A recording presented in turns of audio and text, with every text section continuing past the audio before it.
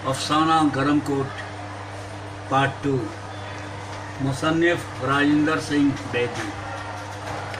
जी हाँ, जब सर्दी गुजर जाएगी। पुष्पा मैनी ने कई चीज़ें लिखवाई। 2 सूती गनिया माप के लिए, गरम ब्लेज़र सब्ज रंग का, 1 गज मुरब्बा DMC के गोते की मर्सी और इम्तियाँ और बहुत से गुलाब जामुन। मोई ने सब कुछ ही तो लिखवा दिया।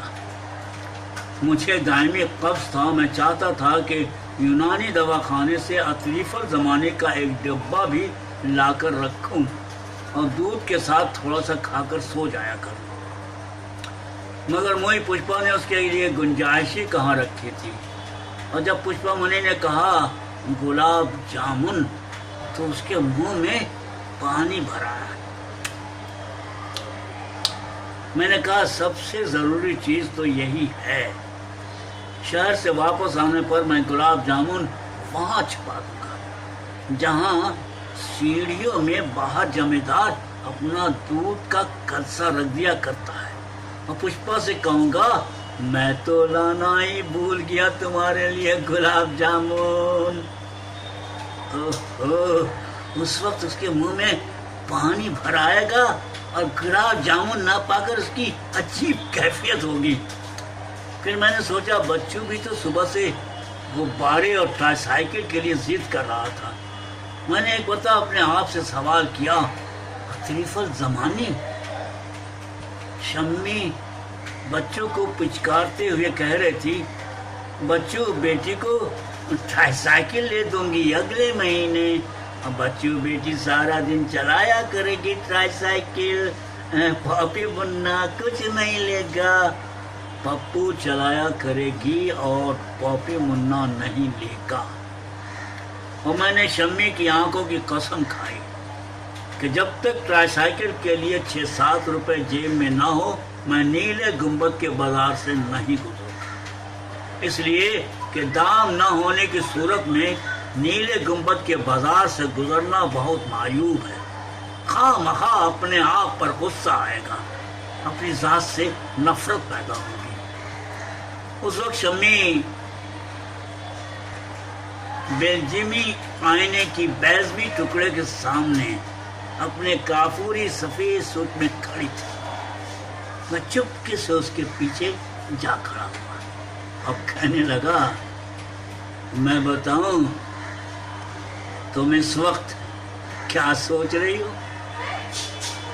बताओ तो जानूं।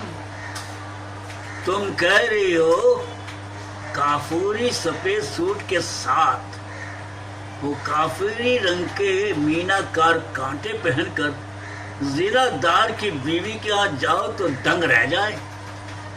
नहीं तो, शम्मी ने हंसते हुए कहा, आप मेरी आंखों से प्यार करते तो कभी कहा गरम। मैंने शम्मी के मुंह पर हाथ रख दिया। मेरी तमाम खुशी बेबसी में बदल गई। मैंने आहिस्ता से कहा, बस इधर देखो, अगले महीने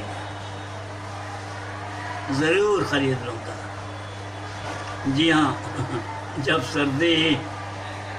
फिर मैं अपनी उस हसीन दुनिया को जिसकी तख्लीक पर महज 10 रुपए सर्फ होते थे तसव्वुर में बसाए बाजार चला गया। मेरे सिवाय अनारकली से गुजरने वाले हर इज़्ज़त आदमी ने गरम सूट पहन रखा था। लाहौर के एक रहीम शहीम जेंटलमैन की गर्दन नेकटाई और मुकल्लफ कॉलर के सबब मेरे छोटे भाई के पालतू कुत्ते टाइगर के गर्दन की तरह अकड़ी हुई थी। मैंने उन सूटों की तरफ देखते हुए कहा, लोग सचमुच मुफलिस हो गए हैं।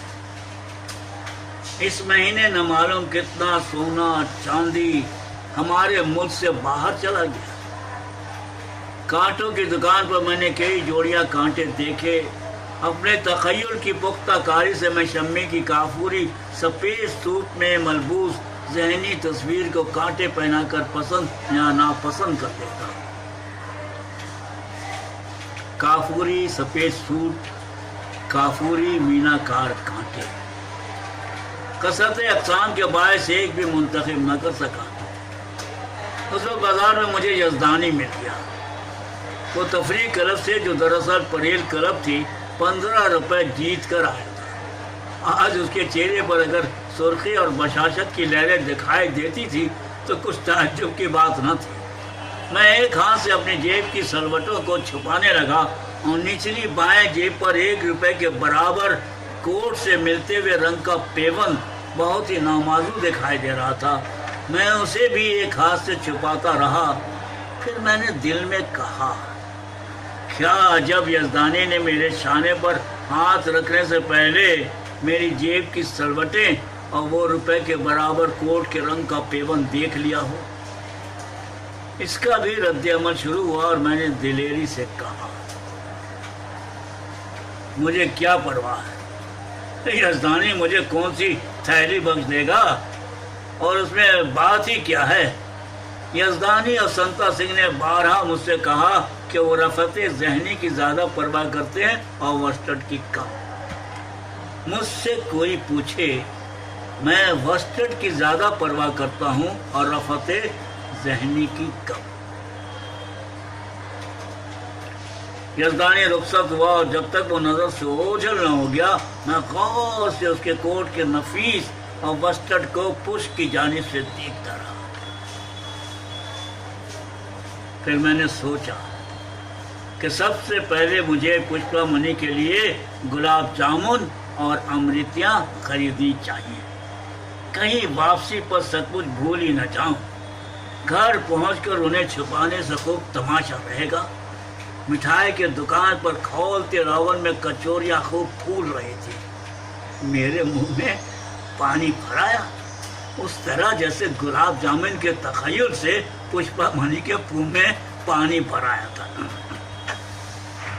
قبض اور اطرافت زمانے کے خیال کے باوجود میں سفید پتھر کی میز پر کونیاں ٹکا کر بہت رغبت سے کچوریاں کھانے لگا۔ ہاتھ دھونے کے بعد جب پیسوں کے لیے جیب ٹٹولی تو اس میں کچھ بھی نہ تھا۔ 10 کا نوٹ کہیں گر گیا تھا۔ کوٹ کی اندرونی جیب میں ایک بڑا سوراخ ہو رہا تھا۔ نقلی ریشم کی ٹڈیاں چاٹ گئی تھیں۔ جیب میں ہاتھ ڈالنے پر اس جگہ مرانجا اینڈ کمپنی کا لیبل لگا ہوا تھا اور میرا ہاتھ باہر نکل آیا۔ نوٹ وہیں سے باہر گر گیا ہوگا۔ ایک لمحے میں یوں دکھائی دینے لگا جیسے کوئی بھولی سی بھیڑ اپنی خوبصورت ملائم سی اون اتر جانے پر دکھائی دینے لگی۔ ایک لمحے میں یوں دکھائی دینے لگا جیسے کوئی بھولی سی بھیڑ اپنی خوبصورت ملائم سی اون اتر جانے پر دکھائی دینے لگتی ہے۔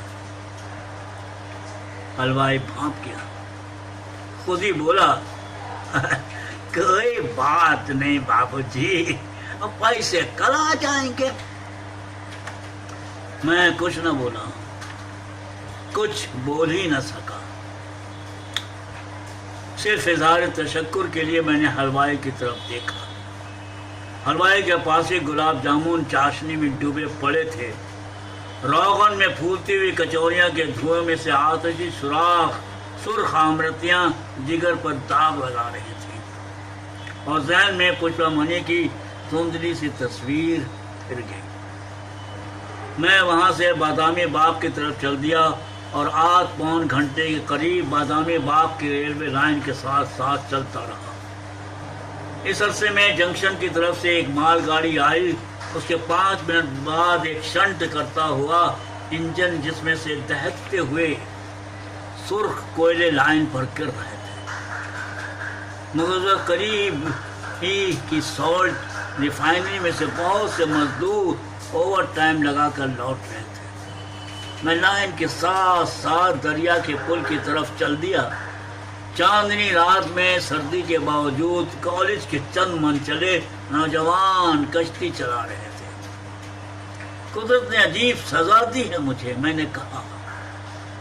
پشپا منی کے لیے گوٹے کی مغزی 2 سوتی، گلاب جامن اور رشمی کے لیے کافوری میناکار کانٹے خریدنے سے بڑھ کر कोई गुनाह सरजद हो सकता है? किस बेरहमी और बेदर्दी से मेरी एक हसीन मगर बहुत सस्ती दुनिया बर्बाद कर दी गई। जी तो चाहता है कि मैं भी कुदरत का एक शहकार तोड़ फोड़ कर रख दूं, मगर पानी में कश्ती दां लड़का कह रहा था। इस मौसम में तो रावी का पानी घुटने घुटने से ज्यादा कहीं नहीं होता।